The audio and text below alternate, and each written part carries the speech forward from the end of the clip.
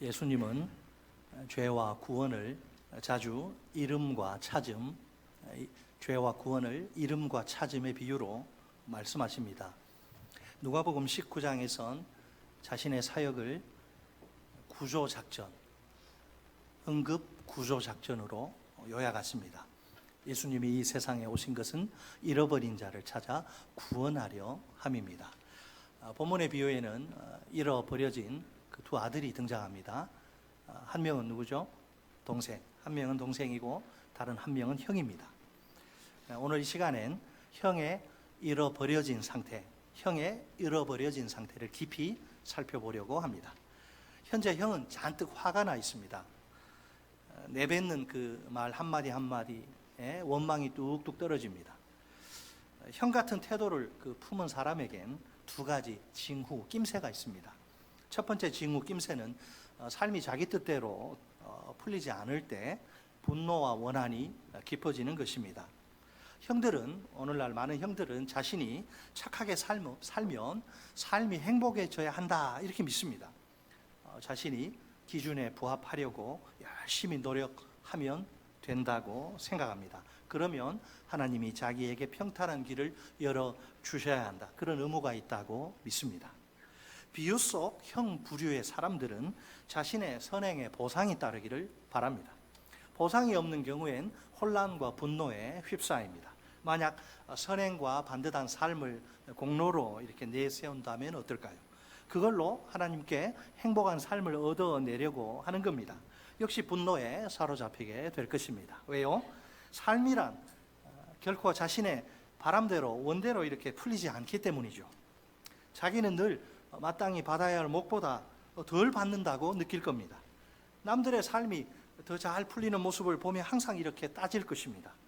저 사람은 잘 되는데 왜 나는 허구한 날 이 모양인가?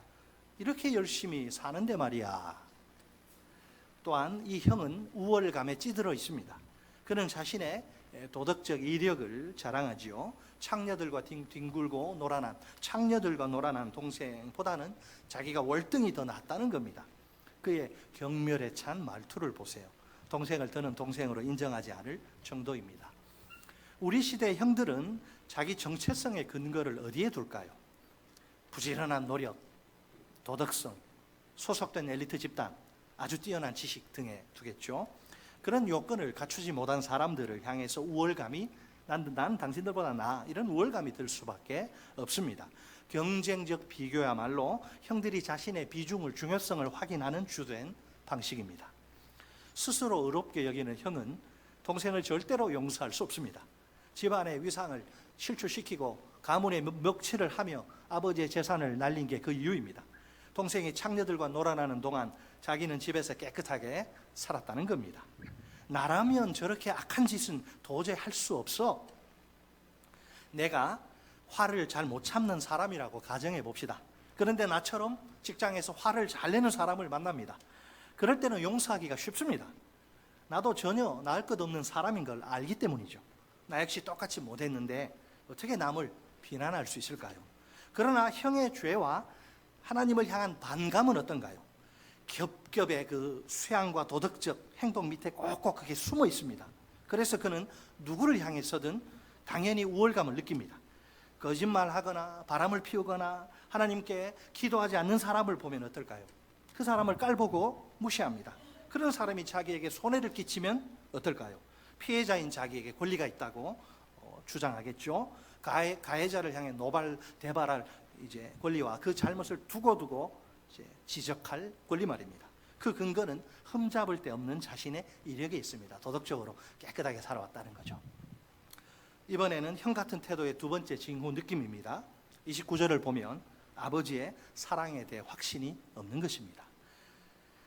29절 우리 말씀 같이 한번 읽어볼까요? 시작. 아버지께 대답하여 이르되 내가 여러 해 아버지를 섬겨 명을 어김이 없거늘 내게는 염소 새끼라도 주어 나와 내 벗으로 즐기게 하신 일이 없더니. 아멘. 내가 여러 해 아버지를 섬겨 명을 어김이 없거늘, 여기 방점이 있는 거죠. 아버지의 사랑에 대한 확신이 없을 때 이제 나타나는 증상은 무엇일까요? 자기 삶이 좀 잘못되거나 기도가 응답되지 않을 때마다 드는 의문입니다. 뭔가 내가 잘못 살아서 그런가 하는 의문 말입니다. 또 다른 증상은 사람들의 비판을 받을 때 나타납니다. 기분이 상하는 정도가 아니라 아예 존재 자체가 처참히 무너져 내립니다. 하나님의 사랑이 잘 와닿지 않아요. 추상적으로 느껴집니다. 그 사랑이 자신의 삶에서 진정한 능력을 발휘하지 못하지요. 결국 사람들의 인정이라도 받아야만 합니다. 인정 욕구가 굉장히 강해요. 그래야 스스로의 가치를, 그것이라도 있어야 스스로의 가치를 확인할 수 있기 때문이죠. 하지만 그 중에서도 가장 확실한 증상, 아버지의 사랑에 대한 확신이 없다는 가장 확실한 증상이 있습니다. 그것이 뭘까요? 메마른 기도 생활, 가난한 기도 생활입니다. 형들은 기도에 열심을 낼 수 있습니다. 기도도 하고요. 그러나 그들이 하나님과 나누는 그 대화 속에 심각한 문제가 있습니다. 주님을 향한 경이로움이나 경외심이나 친밀함이나 즐거움이, 기쁨이 없다는 겁니다. 자, 세 종류의 사람을 가정해 봅시다. 우리가 만날 수 있는 세 종류의 사람. 내가 썩 좋아하지 않는 거래처 직원이 있습니다. 또 이것저것 취미 활동도 하고 같이 마라톤도 하고 낚시도 가고 즐기는 친구도 있습니다. 서로 사랑에 아주 푹 빠진 애인도 있습니다. 세 종류의 사람이 내 곁에 있어요. 자, 거래처 직원과의 대화는 어떨까요? 다분히 목표 지향적일 것입니다. 사적인 대화에는 관심 없겠죠. 별로 좋아하지도 않는 사람하고 내 이야기 할 필요가 뭐가 있어요? 딱 용건만 하는 거죠. 친구에겐 어때요? 몇 가지 친구니까 몇 가지 내 문제에 대해서 좀 마음을 오픈하고 나눌 수 있습니다. 그렇지만 애인에겐 야, 당신이 얼마나 아름다운가, 당신이 내게 얼마나 소중한 존재인가, 그걸 좀 전달하고 싶어서, 말해주고 싶어서 견딜 수 없을 것입니다. 자, 이해되세요? 제 말이? 고개 끄덕끄덕 이해되세요? 이 세 종류의 말이요, 기도와 한번 비교해 보세요. 이 세 종류의 말은 기도와 비교할 수 있습니다. 자, 우리 주님과의 이 사랑의 관계가 깊을수록 인격적인 대화의 비중이 커집니다. 대화 속에 또 인정과 칭찬이 이제 오가는 거죠. 형들은 기도 시간을 꾸준히 지키는 데에는 훈련되어 있을지 모릅니다. 안타깝게도 그들의 기도는 그저 그냥 필요한 것을 늘어놓는 간구가 거의 전부입니다. 기쁨에 겨워 주님의 아름다우심에 도취되어 주님의 사랑에 감격해서 기쁨에 겨워서 터져나오는 찬양 같은 건 없습니다. 사실 많은 형 부류의 사람들이 대단히 종교적입니다. 형식적이고. 그러나 사적인 기도 생활은 잘 하지 않아요. 삶의 문제가 터지면 누구라도 그렇게 하지만 기도에 악착같이 매달릴지 모릅니다. 내가 지금 내 발등에 불이 떨어지면 나와서 새벽기도 안 하는 사람이 새벽기도 막 하잖아요. 담임 목사는 좀 걱정이 많이 되지만 또 뭔 일 있나, 안 나오던 사람 나오. 그나마 상황이 좋아져요. 주님이 은혜 베푸셔서 상황이 좋아지면 그걸로 끝이에요. 다시 원위치 되는 거예요. 원상복귀 되는 거예요. 그렇다면 그들이 기도하는 주된 목표는 무엇일까요? 물어봐야 해요. 도대체 기도하는 동기가 뭐냐? 사랑의 하나님과의 친밀한 관계 속으로 깊이 들어가기 위해서가 아닙니다. 자기들의 마음 어떻게 할 수 없는 이 환경을 좀 자기 마음대로 하나님의 힘을 빌어서 좀 통제하기 위해서이죠. 하나님은 그러면 단지 알라딘의 마술 램프 속 지니에 불과할 따름입니다. 내가 원하는 때에 내 소원은 무엇이든지 들어주는 종처럼 하나님을 그렇게 대하는 거예요. 예수님이 이 비유를 통해서 드러내시는 진리가 있습니다. 뭘까요? 잃어버린 형의 상태도 동생의 상태 못지않게 굉장히 잘못되고 해롭다, 위험하다는 사실입니다. 아니, 아버지 곁에 늘 있고 아버지 말 잘 듣는데 위험해요. 근데 무엇보다 세상의 형들은 반드시 이 비유의 거울로 자신을 좀 비춰봐야 합니다. 예수님은 주로 바리새인들을 대상으로 이 비유를 말씀하십니다. 그들의 실체를 보여주시고 그들이 얼마나 망가져 있는가를 보여주시고 변화를, 그렇게 있으면 안 된다는 게 변화를 촉구하시기 위해서 말입니다. 동생은 어때요? 동생은 양심이 있으면 자기가 아버지와 지금 멀어져 있다는 거 잘 알아요. 하지만 형은 자기도 그렇다는 사실 전혀 몰라요. 나는 무슨 문제가 있어? 나는 아버지 말 잘 듣는데. 따라서 형의 잃어버려진 상태, 이게 대단히 위험합니다. 형들은 하나님께 자신의 상태를 치유해 달라고 구할 일이 없어요. 자신의 상태에서 아무런 문제도 보지 못하기 때문이죠. 솔직히 이것은 치명적인 결과를 낳게 됩니다. 자기가 병에 걸렸다는 거 아는 사람은 의사에게 가기 마련이에요. 돈을 빌려서라도 가요. 반면에 그 사실을 모르는 사람, 의사 찾지 않습니다. 그러다가 위험한 상태에 빠지게 되죠. 가면 너무 늦었습니다, 선생님. 너무 늦었네요. 종교에 등을 돌린 사람들이 교회 밖에, 그죠? 종교에 등을 돌린 사람들이 많은데 기독교를 어떻게 생각하는지 아세요? 다른 종교와 하등 다를 바가 없다. 똑같다고 믿습니다. 그들은 형들이 많은 넘쳐나는 교회에 가보는 거죠. 그런 후에 기독교도 뭐 특별한 거 없네. 또 하나의 종교일 뿐이다. 이렇게 말하죠. 그러나 예수님은 아니라고, 틀렸다고 말씀하십니다. 기독교의 복음이 얼마나 위대해요. 기독교의 복음만이 우리를 동생의 방탕한 삶에서 벗어나게 하지요. 그리스도인이라면 다 아는 사실입니다. 하지만 기독교의 복음이 형의 도덕주의도 단죄한다는 걸 아는 사람은 별로 없습니다. 분명 복음을 믿는 진정한 그리스도인은 이 비유 속 형과는 크게 다릅니다. 그러나 여러분 놀라지 마세요. 참된 진짜인데 참된 그리스도인이면서 형의 모습에 가까운 사람도 꽤 많아요. 만약 내가 동생 부류의 사람이었다가 주의 은혜로 복음을 듣고 그리스도인이 되었다면 어떨까요? 중독이나 기타 동생의 그 과거의 그 죄 일부에 다시 돌아갈 그 위험이 늘 있습니다. 만약 내가 형이었다가 그리스도인이 되었다면 또 어떨까요? 동생보다 더 쉽게 형의 태도와 무감각한 영적 상태로 다시 돌아갈 수 있습니다. 복음을 온전히 이해하지 못하면 문제가 발생합니다. 다시 교만, 정죄, 염려, 정서불안, 기쁨 없음, 분노 등에 쉽게 지배당하는 거예요. 형 부류의 사람들은 자기 삶의 이 상황에 대해서 이 분노가 막 들끓습니다. 그 원한이 자기 마음대로 안 되거든. 쓰라린 원한이, 내 하나님 잘 믿고 섬겼는데 왜 내 마음대로 안 돼? 그래서 분노가 막 일고 안에 그 겉으로 표현 안 하지만 분노가 있고요. 쓰라린 원한이 오래 갑니다. 그래서 다른 사람들하고 관계를 잘 못 맺어요. 인종이나 종교나 생활 방식이 다른 이들 깔보고 무시합니다. 기쁨 없이 고역에 시달리려 헉헉대면서 살아가요. 기도 생활 하지만 친밀함과 기쁨이 별로 없습니다. 기도가 그렇게 찬송은 그냥 내 기도하는 그 시간 그때가 가장 뭐하다 즐겁다 이게 정상인데 지겹다 그게 기도입니까? 그게? 정서불안이 심해가지고요 남의 비판과 거부에 대해서 과민합니다. 알레르기 반응을 보이고 반면에 남을 이렇게 비난하고 정죄할 때는 아주 가차없고 냉혹해요. 얼마나 이게 비참한 모습인가요? 그렇다고 반항하는, 물론 또 오해는 마세요. 반항하는 동생의 길이 형보다 낫다는 그건 아니죠. 자, 예수님의 이 비유는 그 당시 1차 청중 고심하며 듣는 이들에게 적잖은 위기를 일으킵니다. 예수님은 세상에 존재하는 두 가지 영적인 길을 생생히 그려내시죠. 지난 시간에 살펴본 대로 이 형의 도덕적 수능의 길과 동생의 자아 발견, 자아 추구의 길이죠. 둘 다 인간 삶의 기본 방식입니다. 이를 통해서 각자가 이제 행복을 발견하고 하나님과 관계 맺고 인간의 문제를 해결하는 거죠. 해결하려고 하는 거죠. 예수님은 근데 뭐라 그래요? 양쪽 다 심각한 오류다. 거기는 막다른 골목이야. 이렇게 선언하십니다. 분명히 예수님은 우리가 좀 완전히 다르게 접근하기를 원하십니다. 과연 그 길은 무엇이고 어디에서 어떻게 찾을 수 있을까요?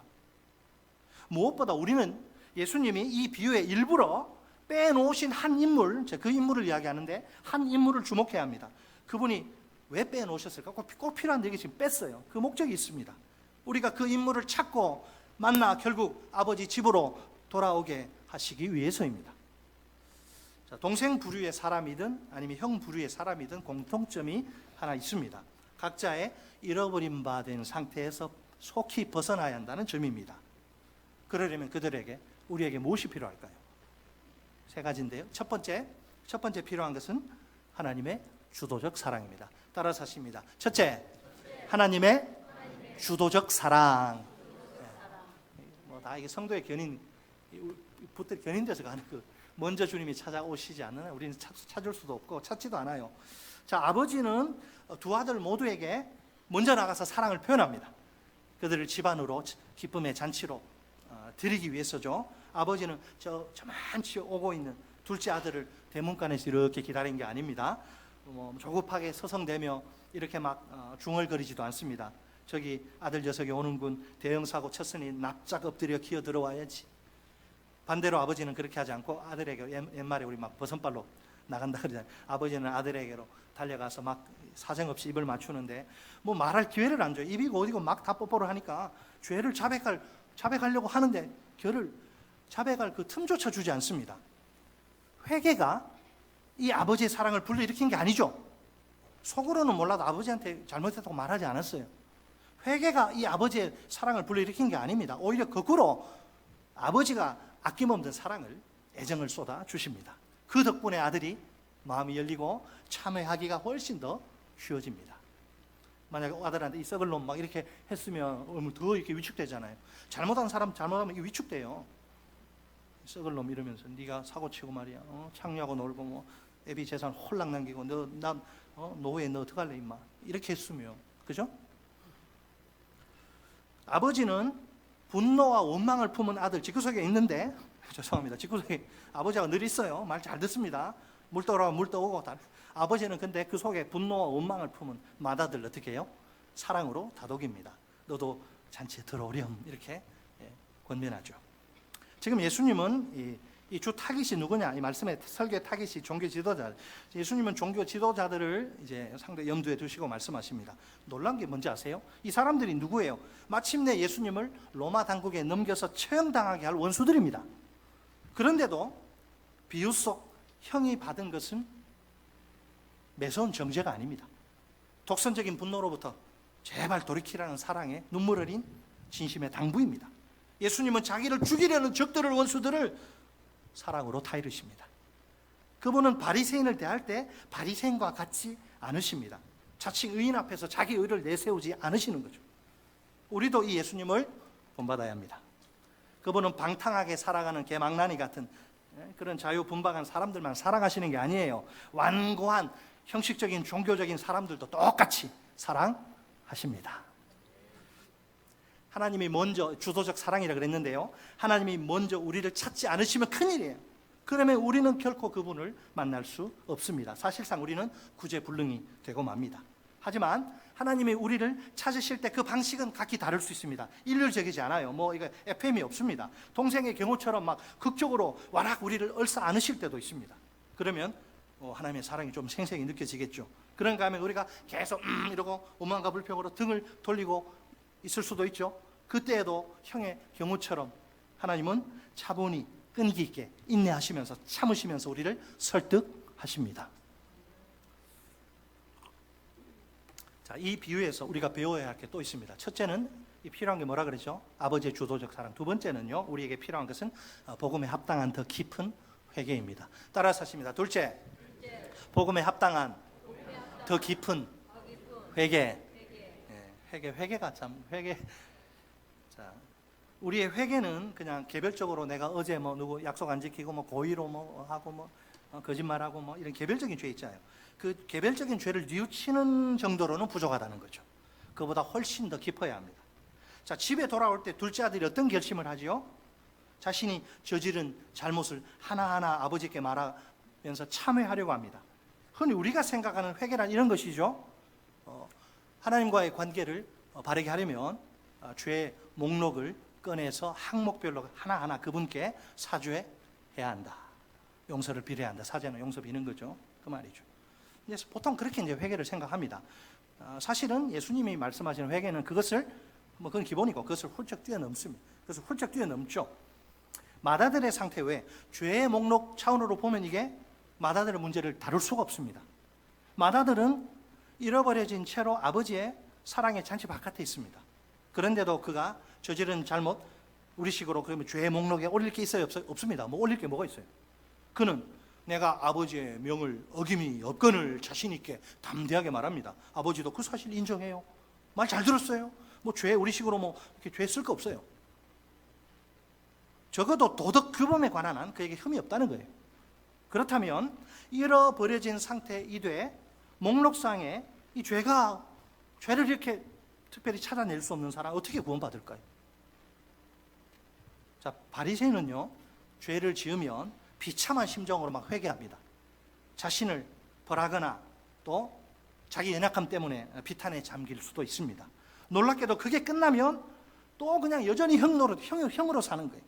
참회와 뉘우침도 그러니까 자력 구원 사업의 하나일 뿐입니다.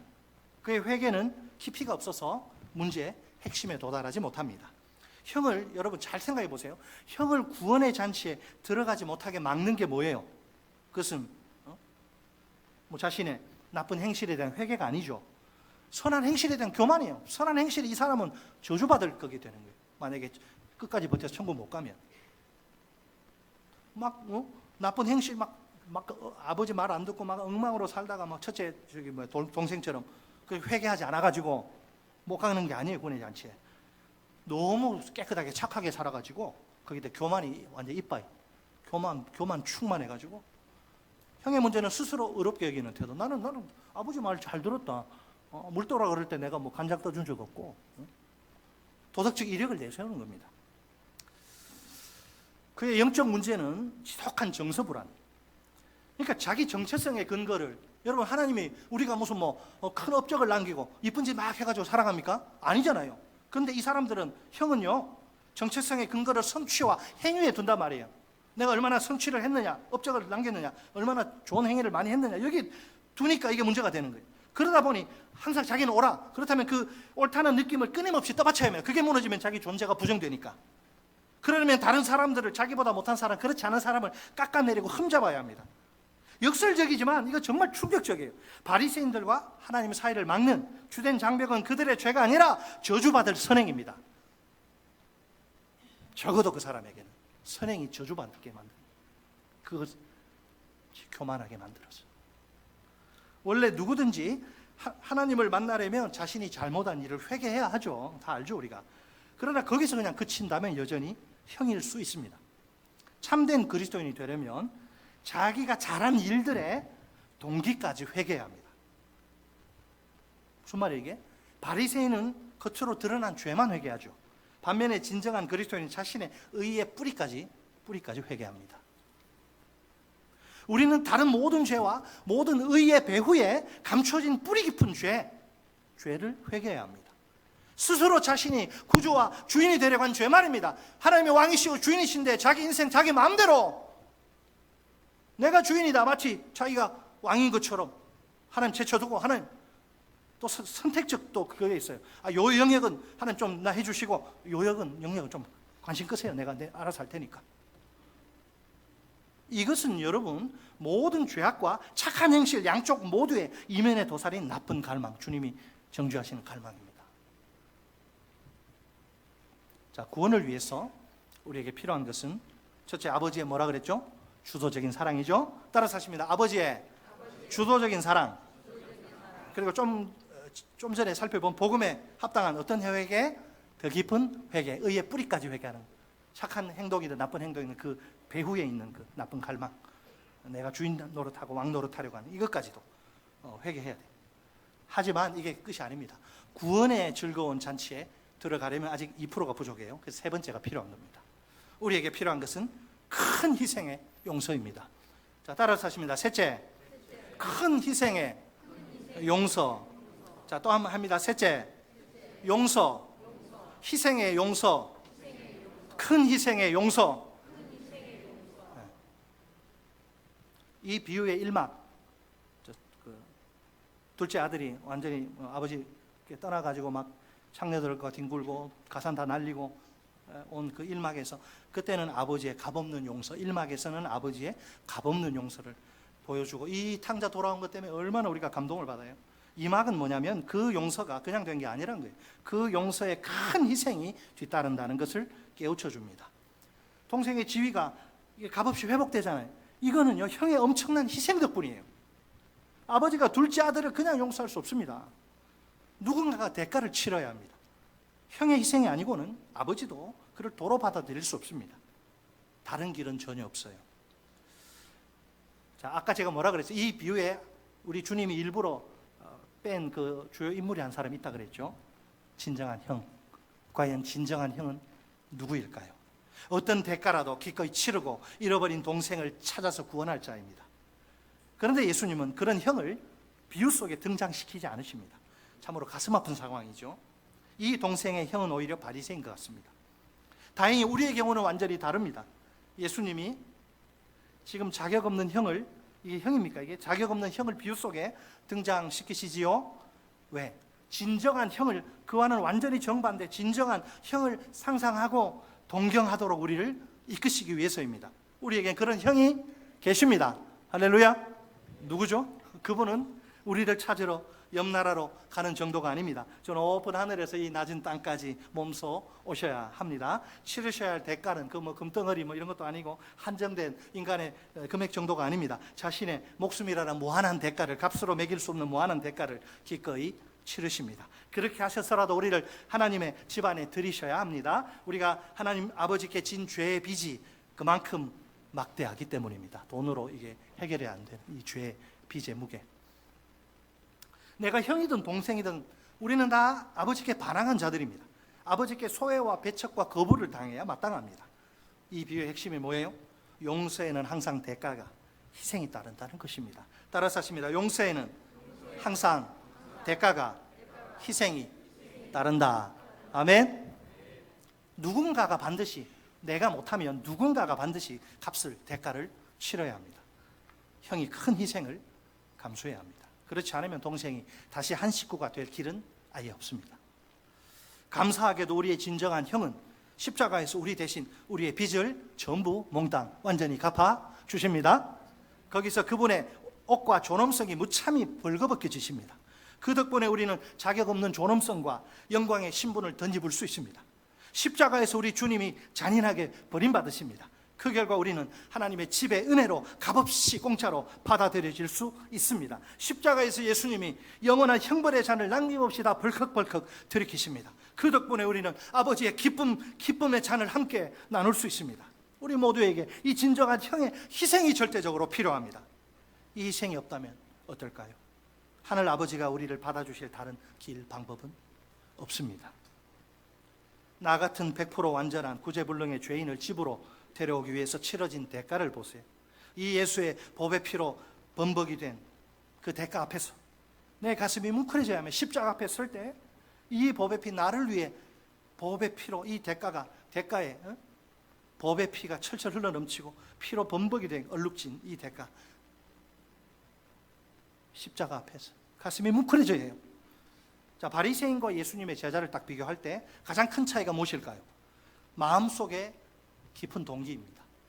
사람은 외모를 보지만 하나님은 우리 마음을, 속을 보죠.